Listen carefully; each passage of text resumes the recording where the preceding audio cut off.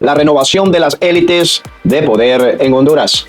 El 15 de mayo del 2011, la Puerta del Sol de Madrid se convertía en el epicentro del espíritu reivindicativo de un abigarrado movimiento de indignados que exigían a las élites en el poder una democracia verdadera. El espíritu reivindicativo de los indignados se extendió hacia otros países europeos. Los gobiernos sintieron el asedio de los indignados ciudadanos en el exterior de los muros de las instituciones gubernamentales. A mediados del 2011, en una plena convulsión social, la moneda euro se tambaleaba, por lo que el Fondo Monetario Internacional alertó al Banco Central de Europa que se vería obligado a devaluar el euro para evitar el desplome de la economía de la Unión Europea. Esta advertencia del Fondo Monetario Internacional puso a temblar a los gobiernos de la Unión Europea, pues devaluar el euro significaba que los ciudadanos iban a tener menos poder adquisitivo para hacer frente a sus gastos. Ello llevaría a exacerbar los ánimos de la ciudadanía e inexorablemente al desplome de más de algún gobierno de la Unión Europea, como más tarde pasaría con el gobierno de Grecia. El Banco Central Europeo decidió que no estaban en situación de devaluar el euro, pero ¿por qué devaluar el euro cuando hay otras monedas que pueden ser devaluadas? Así es que el Fondo Monetario Internacional ofrece una suerte de recetas a los países subdesarrollados en materia de política económica bajo el pretexto de evitar que les golpeara fuertemente la crisis económica. Dentro de estas recetas estaba la contención del gasto público, la devaluación de la moneda y no subir el salario mínimo. Estas recetas dictadas a los países en vías de desarrollo posibilitaría que las grandes empresas multinacionales concentradas en la Unión Europea no perdieran competitividad en el mercado internacional. Y por otra parte, los ciudadanos europeos no perderían el poder adquisitivo. ¿Pero qué pasa con los ciudadanos de los países en vías de desarrollo? En países como Honduras, los ciudadanos vieron diezmado su poder adquisitivo. Ya no podían hacer frente a los gastos de escolaridad de sus hijos o la compra de alimentos, entre otras necesidades básicas. La ausencia de un estado de bienestar, la devaluación de la moneda, los bajos salarios y la incapacidad de ahorro forzaba a estos países y sus ciudadanos a seguir dentro del círculo de la pobreza, donde los derechos fundamentales son vistos como privilegios, solo al alcance de los más ricos. Algo muy parecido está sucediendo con la actual guerra en Ucrania, donde la canasta básica es inalcanzable debido al aumento de los precios. La factura siempre la pagan los ciudadanos de los países empobrecidos. En Europa, los movimientos sociales surgidos de la indignación y desesperación ciudadana celebraban el triunfo de haber detenido la sangría de los recortes, de obligar a los gobiernos a no desmantelar el estado de bienestar. Una gran conquista de la sociedad civil europea, sin duda alguna. Pero en el aire pende una interrogante. ¿A costa de qué? ¿A costa de quiénes? Uno de los tantos gobiernos de las regiones más empobrecidas que aceptaron estas recetas del Fondo Monetario Internacional fue el gobierno de Honduras.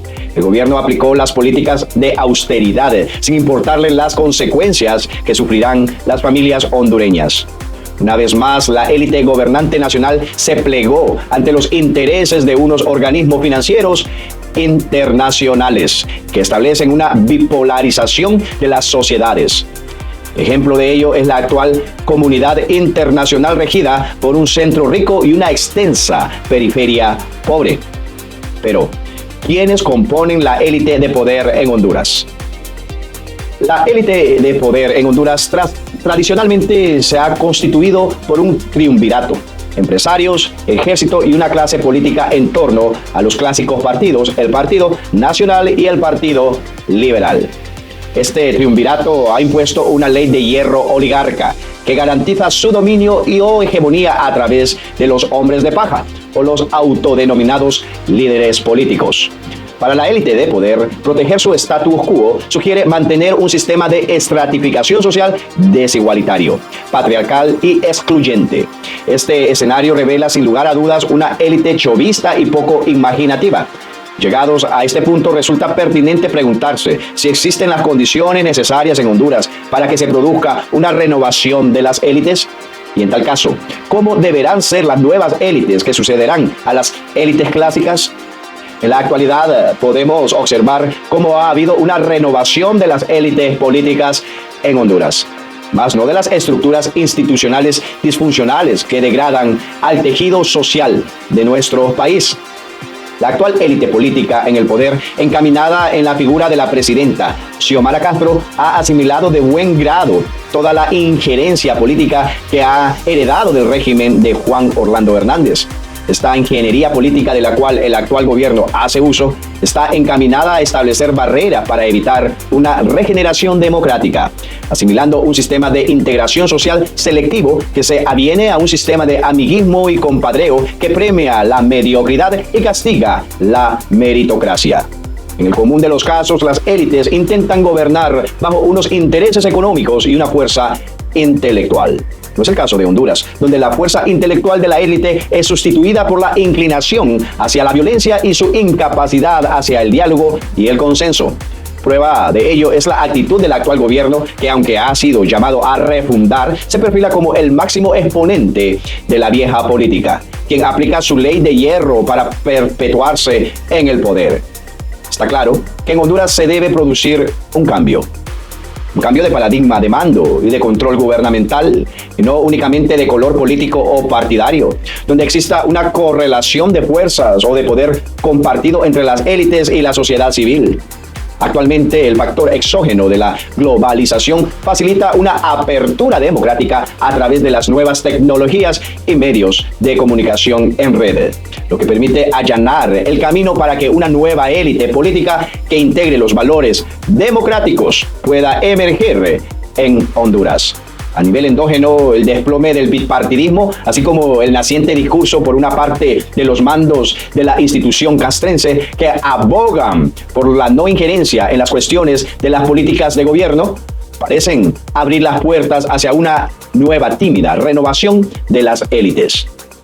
Pero hay que tener presente que una renovación de las élites no equivale directamente a una regeneración democrática, ya que para que ello suceda, antes habría que superar ciertos retos. Los retos a los que se enfrentarían una nueva élite democrática para romper con el pasado están encaminados, por una parte, con la construcción de un Estado benigno, íntimamente relacionado con la construcción de una identidad nacional alejada del actual sistema plutocrático. Otro reto es que la autoridad de la élite política debe estar sometida a la legitimidad ciudadana a través de unos procesos transparentes de participación democrática. Para que exista una correlación de fuerzas entre las élites y la sociedad civil, es necesario construir una cadena de equivalencia frente al poder estatal. Esto es, unificar las necesidades de los distintos sectores sociales en una sola conciencia nacional. Hablar con una sola voz. El papel que desempeñe la élite política emergente será crucial para iniciar un nuevo rumbo. Y más que nunca, los partidos de la oposición no deben buscar ganar como meras siglas de partidos, sino como país. De lo contrario, la democracia seguirá secuestrada por el histórico triunvirato, quien seguirá plagándose ante los poderes exteriores y comerciando con la soberanía del país a cambio de unas dádivas que simbolizan la deslealtad. Gracias por su generoso tiempo y atención.